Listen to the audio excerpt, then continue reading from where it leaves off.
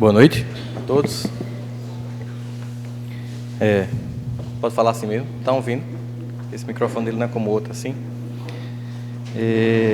Quando eu pensei em falar nesse tema, eu pensei em falar para, de certa forma, testemunhar para vocês o que é a experiência de viver a perda de alguém que a gente ama, a perda temporária.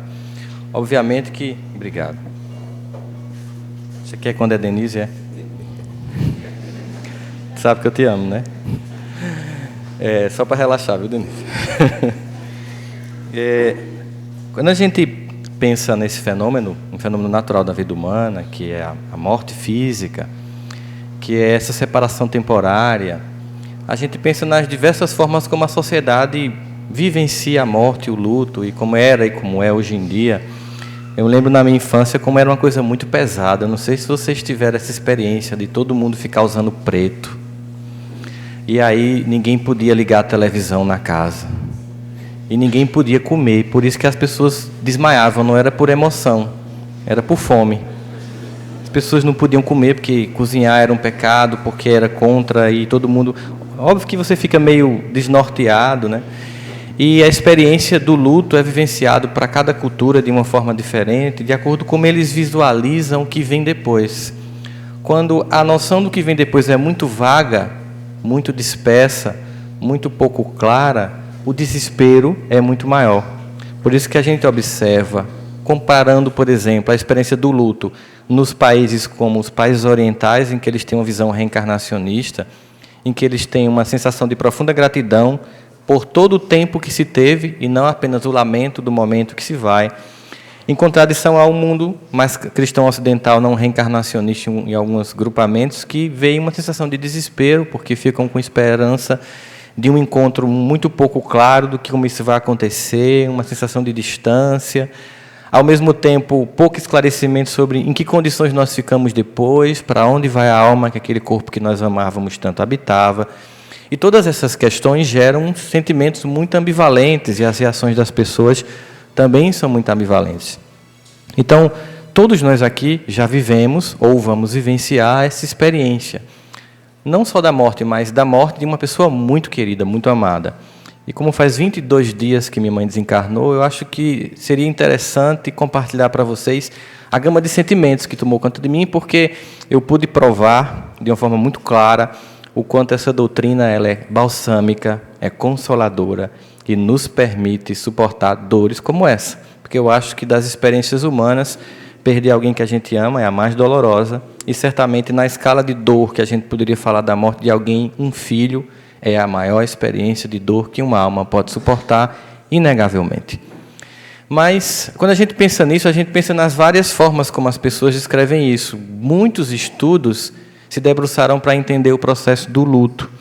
Freud fez toda uma gama de estudos no início da psicanálise para entender como ocorria o luto, o que acontecia, por que as pessoas tinham uma perda de interesse pela vida no primeiro momento. E ele dizia que nesse primeiro momento você fica tão impactado e você fica com uma necessidade tão grande de sobrevivência para suportar, que todos os interesses são perdidos momentaneamente, para que você possa elaborar a sensação da falta que aquela pessoa que ocupou e continua e continuará ocupando um espaço na sua vida emocional, através de vários sentimentos, ela de repente não apresenta-se mais fisicamente, e por mais que a gente tenha esse entendimento, eu lembro que no momento final do velório, chegou um pastor amigo e me deu um abraço e disse: meu irmão, seja ressurreição ou reencarnação, a dor é grande. E ele tinha perdido a mãe há uns 20 dias antes da minha, né, essa separação temporária, e a gente estava compartilhando dessa sensação de experiência. Eu disse: eu sei que para você tem essa ideia, mas eu acho que para você também tem a ideia de que, como nós temos uma certeza, independente de como seja o detalhe dessa certeza para você ou para mim, de que há um reencontro, isso é confortador. Ele disse: é o que não faz a gente pirar o cabeção. Ele disse na hora. Porque certamente esse momento ele faz com que a gente faça um flashback, uma retrospectiva do que aquela vida representou para nós até aquele dia. E a gente sabe que as relações humanas elas são imperfeitas. Elas não são romantizadas e glamorizadas. E a minha relação com minha mãe foi assim, porque eu acho que Deus sabia tanto a rebeldia do meu espírito que mandou uma mãe muito firme, mas muito amorosa. Ela conseguiu oscilar entre acolhimento e punição na medida certa para educar uma pessoa que, na adolescência, para vocês terem uma ideia, era fã do nazismo e usava suástica. Hoje eu estou aqui com o símbolo da campanha do Novembro Azul, né? Veja como a gente, depois de muita peia e evangelho, as coisas avançam. Lembro de cenas muito engraçadas no convívio com ela. Uma vez eu, na adolescência, ela entrou em casa, chegou numa hora que eu não esperava, porque mãe é assim, chega num horário que você não planejou, e eu estava com a ex-namorada no quarto. Ela abriu a porta, fechou a porta, ligou para a minha namorada, disse, venha para cá que o cafajeste do seu namorado está com a ex-namorada. E aí a menina acabou o namoro comigo, mas mãe, você não tomou partido pelo seu filho? Por meu filho, sim, por um cafajeste, não. Eu nunca lhe ensinei a ser um cafajeste. Quando você estiver certo, eu estou do seu lado. Quando você estiver errado, eu vou apontar seu erro e vou lhe acolher como mãe, mas você vai ser alguém taxado como errou.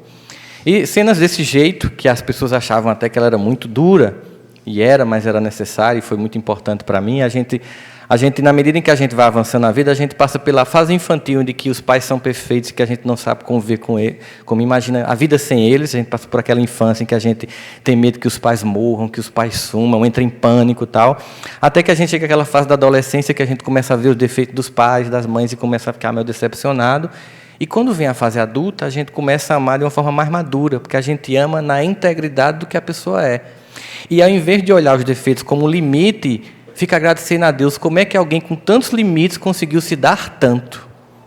Porque um super-herói da infância não tem defeitos, mas os pais, depois que a gente enxerga os defeitos, ainda assim, no limite que tiveram, eles conseguem nos projetar para um ponto maior do que o que eles conseguiram ir, e esse processo, e digamos que essa herança fica como para nós uma missão, de fazer isso continuar acontecendo num ciclo de progresso e de evolução. Lembro que ela tem umas estratégias educacionais muito interessantes, né? Então, uma vez eu estava na casa de uma vizinha e eu não tinha dinheiro para comprar chuveirinho. E o filho da vizinha fez, tu já pegou Bombril? Vocês já fizeram isso? E amarrou, e acendeu, e rodou. E eu fiz. E foi uma cena linda. O Bombril aceso. Foi, assim, emocionante. Bombril tinha em casa, né? Fósforo também, chuveirinho não tinha como comprar, só que havia um detalhe. Enquanto eu fazia isso, as roupas da vizinha estavam estendidas no quintal. E eu não sei se vocês sabem que Bombril é o nome comercial de um produto chamado esponja de aço, que derretido furou todas as roupas.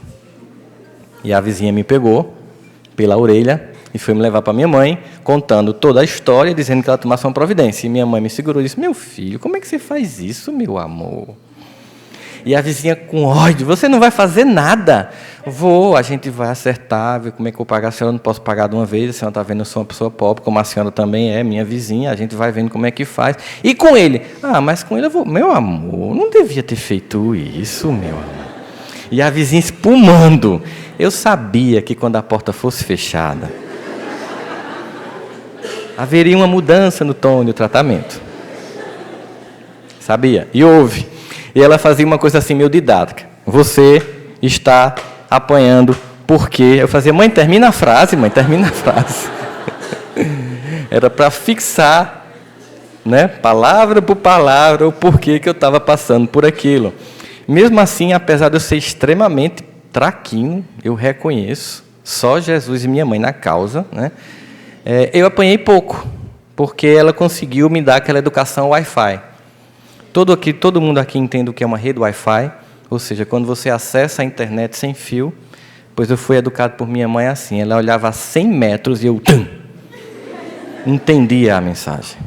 Vinha em bloco, um download completo do que poderia acontecer se eu continuasse me comportando daquele jeito.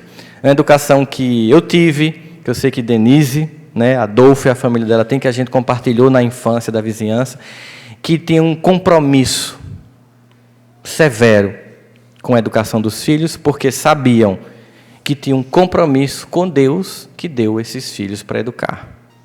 Que a gente, lamentavelmente, vê hoje como um problema na sociedade. Lembro muitas vezes que certos parentes chegavam para minha mãe e faziam, você é muito dura. Esses meninos... Lembram de uma novela chamada A Rainha da Sucata? Lembra de uma personagem chamada Dona Armênia? Chamava minha mãe Dona Armênia. Ah, você é igual a Dona Armênia, não sei o quê, esses meninos vão ficar traumatizados. Ela nunca me deixou dormir na casa de um coleguinha, nunca deixou de pegar uma ficha completa de quem ia na minha casa. Parecia uma investigação da polícia. Como é seu nome? Como é o nome do seu pai? Você mora onde? Seu pai faz o quê? Sua mãe faz o quê? Você estuda onde? Que série você está? E perguntava sobre matérias para investigar a criatura. Se ela resistisse a tudo isso, ela ficava na minha casa para brincar.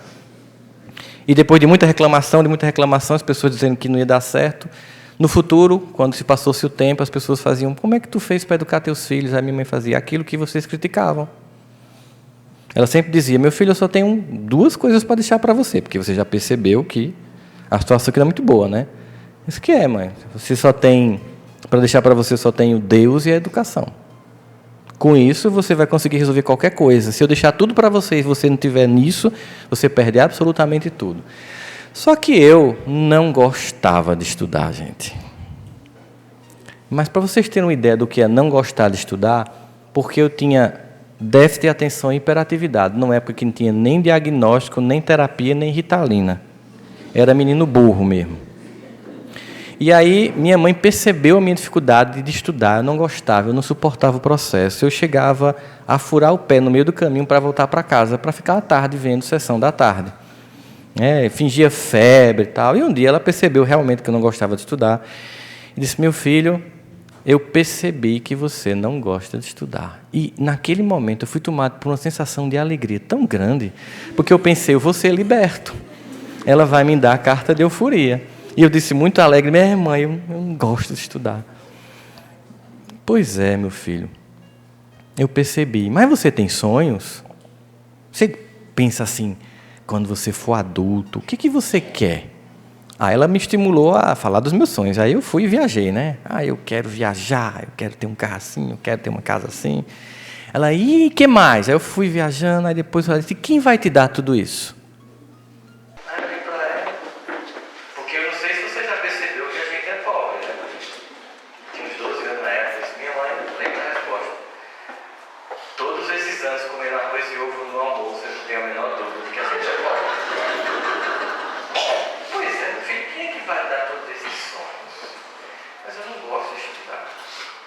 Meu filho, só tem 3 formas de ganhar dinheiro sem estudar. Me deu uma animação. Eu tenho opção A, B e C, e fiquei esperando. E quais são? A primeira é quando a criatura nasce, porque Deus assim permitiu, esteticamente bem privilegiada e ganha dinheiro só com a cara. Eu lhe amo, você é meu filho, mas não vai dar para tanto. A segunda opção é quando a pessoa tem uma destreza, assim, por exemplo, no esporte, jogando futebol, muito bem, e vira um jogador rico. Eu já lhe vi jogando. Terrível. A terceira opção é virar marginal. Me deu uma certa alegria. Eu disse: olha, eu não sou bonito e não sei jogar bola, mas marginal é uma questão de habilidade. E ela sentiu um certo risinho no canto da boca nesse momento. Ela fez: mas antes que você se alegre com a terceira opção, você morre no cacete, mas vai dar pra gente. De forma que você não tem a opção A, nem a B, nem pode ter a C. Só resta a opção, eu disse com muito pesar, estudar, né, mãe? Ela disse: exatamente, estudar. E lembro que ela foi compartilhar com o meu avô, o pai dela, essa angústia, porque eu não gostava de estudar, e meu avô fez uma poesia para mim, né?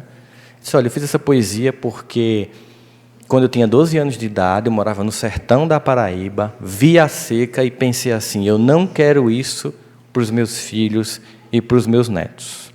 Aos 12 anos, eu fugi.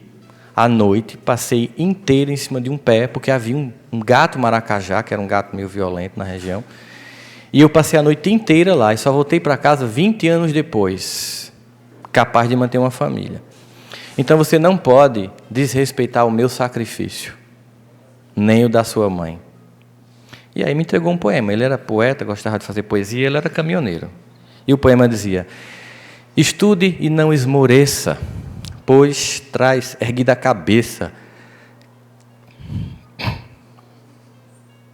quem sempre cumpre o dever. A vida é luta e batalha, e nela só quem trabalha merece e deve vencer. Lei do trabalho. E aí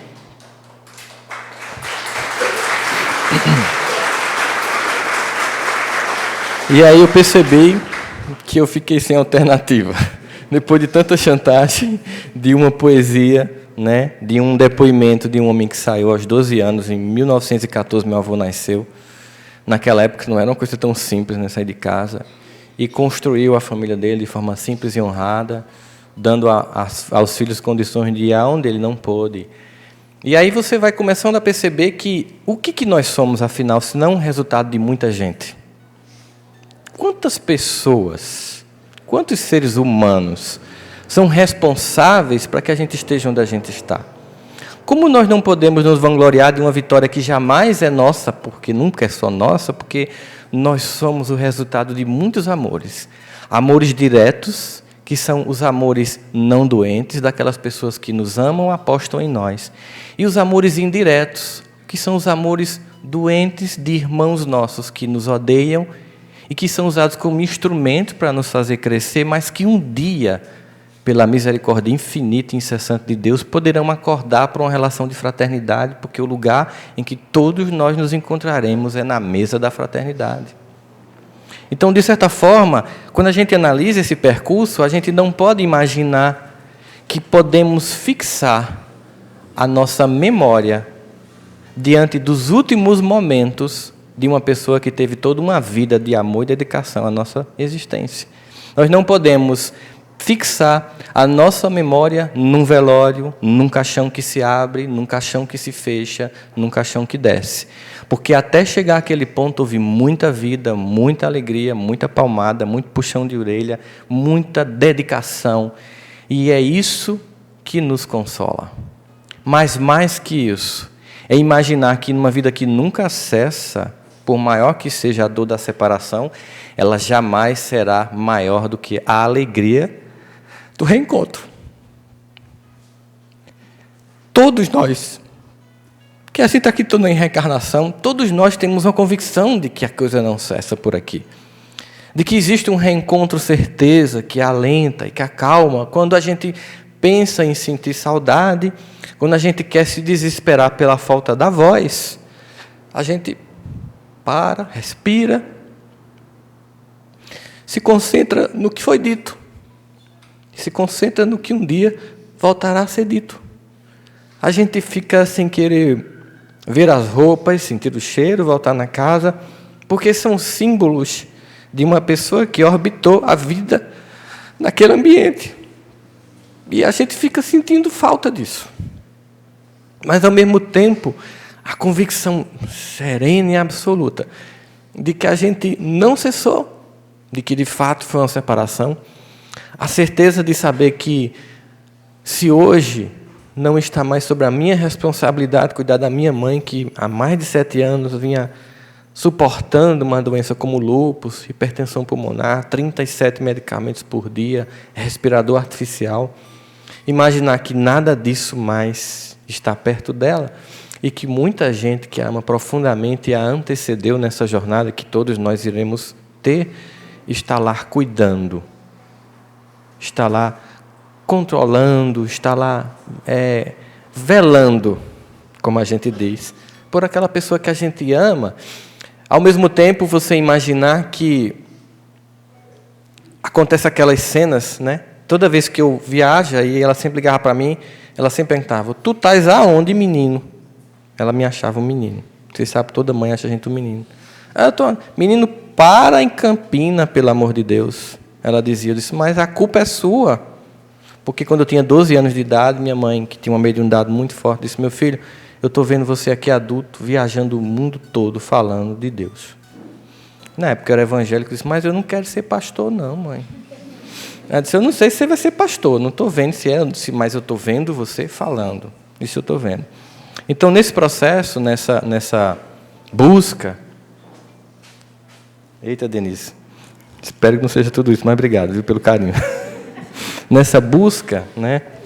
Nessa busca de fazer esse trabalho que ela visualizou que eu faria, que é um mero trabalho que compõe uma orquestra muito maior que Deus está por trás, ela sempre perguntava onde é que você está. Então, toda vez que eu terminava de fazer alguma palestra em algum lugar, eu ligava para a Janine e para a minha mãe.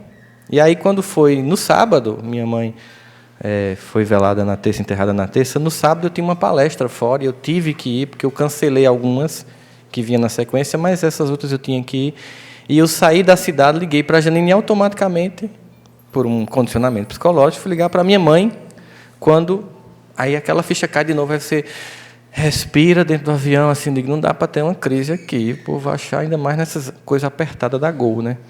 Não tem nem como acaba ter uma crise de choro, né? Então, é aquelas cenas que vão fazendo com que você entenda que era necessário que ela fosse liberta de tanto sofrimento e que, mesmo que ela não estivesse sofrendo, é Deus que determina o momento em que a gente parte. E que, obviamente, sentimentos que todo mundo sente, que todo mundo compartilha, de culpas, por exemplo, né? Eu devia ter ido mais lá, eu devia ter tocado mais, eu devia ter declarado mais o meu amor. A gente pode fixar-se nesse momento num sentimento de dor que tem um objetivo, manter a gente próximo. No fundo, esse sentimento de culpa é uma forma de manter a pessoa próxima, porque você desconsidera todos os anos em que você declarou o amor, porque você não declarou com a intensidade que você gostaria, que você até imagina que poderia, nos momentos em que você nunca sabe em que momento a pessoa vai.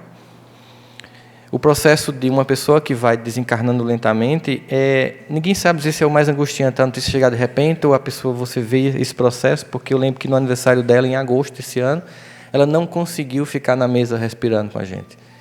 E, embora eu percebesse que era cada vez mais próximo esse momento, eu não podia me concentrar nisso, porque se eu me concentrasse que minha mãe estava indo, eu ia ficar num processo de tanta angústia e tanta dor, que eu não poderia ser para ela o que eu consegui, pelo menos um pouquinho, ser uma espécie de esteio emocional.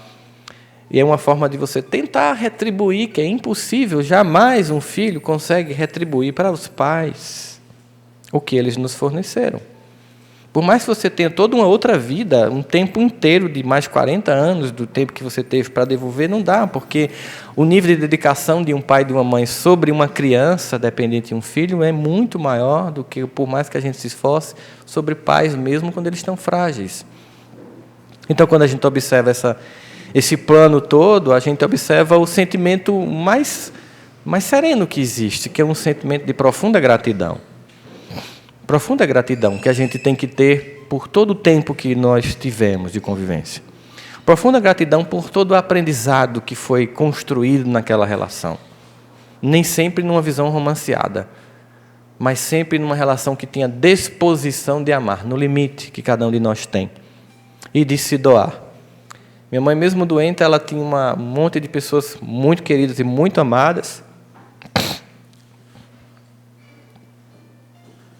Algumas que estão aqui, que são como irmãs, irmãos para mim, e que ela continuava, no limite dela, ligando, controlando, auxiliando, aconselhando, puxando carão, porque ela dava um carão, depois acolhia. Né? Quando se fazia uma coisa errada, ela acolhia, depois que você estava bem consoladinho, ela puxava a orelha. E esse processo todo vai fazendo com que você entenda o quanto nós somos o resultado de todos esses processos, de todos esses amores. Por isso eu sei que é uma experiência que muitos de vocês já vivenciaram, eu sei que tem aqui mães que perderam filhos, se eu conheço, eu sei o que isso representa em termos de dor, não por ter vivido a experiência, mas por tantas mães que eu atendo, sofridas por esse processo, mas existe uma coisa chamada boa nova, uma boa notícia, um evangelho trazido por um Cristo, que veio para nos anunciar que o reino de Deus não era desse mundo, para nos deixar claro que isso aqui era uma passagem. E ele exemplificou isso no cume do Gólgota numa cruz, tendo a sua mãe como espectadora da morte do justo. Imaginemos o que significaria isso, você ver o seu filho sendo crucificado. Para denunciar, isso é uma coisa que passa. As dores passam, o sol amanhece. Eu lembro que na terça-feira de manhã, quando eu liguei o carro, o pendrive achou uma música que, para eu chegar naquele arquivo, eu teria que abrir várias pastas para chegar lá, que era Over the Rainbow. E quando tocou Over the Rainbow, por trás do arco-íris, eu disse, caramba, eu lembro que eu disse isso dentro do carro. Eu disse, gente, é hoje. Eu disse assim, é hoje? E quando eu cheguei no consultório, 7 da manhã, de 8h40, ligaram do hospital para mim. Exatamente. E por que over the rainbow? Porque para ela, finalmente viria o arco-íris. Para ela, tinha cessado a prova de uma vida difícil, bastante difícil, em que sofreu bastante e que conseguiu superar-se nesse processo, né? E era um momento de paz, de descanso, de retorno, de resgate, de reencontro. E é por isso que esse é o sentimento mais fulgurante, o sentimento de consolação, da gratidão de todas as cenas. Eu lembro que as muitas pessoas que vão, as que não puderam ir, porque não puderam, mas que a gente sabe que estava vibrando por você, a prece que Denise fez lá à noite, que Socorro fez de noite também, os grupos Semearte e Toque de Luz que ficaram revezando, cantando de uma forma que de repente ficou tão em paz o ambiente, que as pessoas não queriam ir para casa. 11h30 da noite, tinha um amigo meu evangélico, católico, rapaz, que velório mais bonito é esse? Não vou para casa não, está tão bom aqui.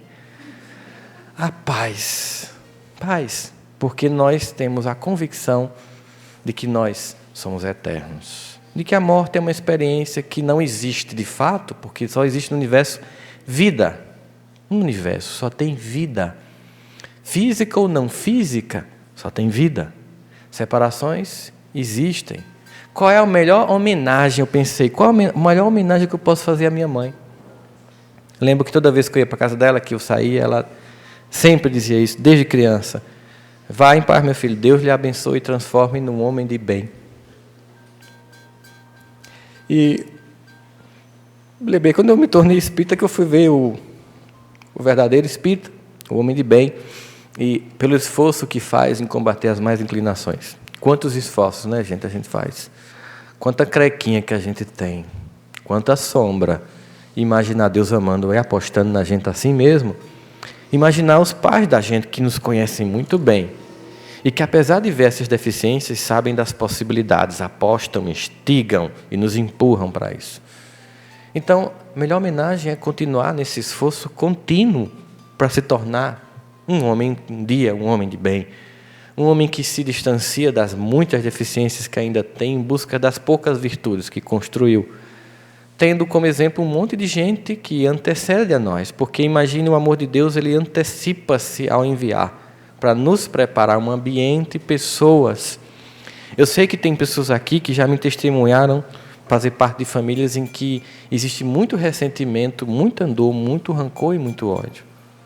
Mas, tendo uma visão de eternidade, não há como deixar de imaginar que, pela permissão de Deus, essa é a família que é preciso se ter nesse momento para se construir os laços do afeto.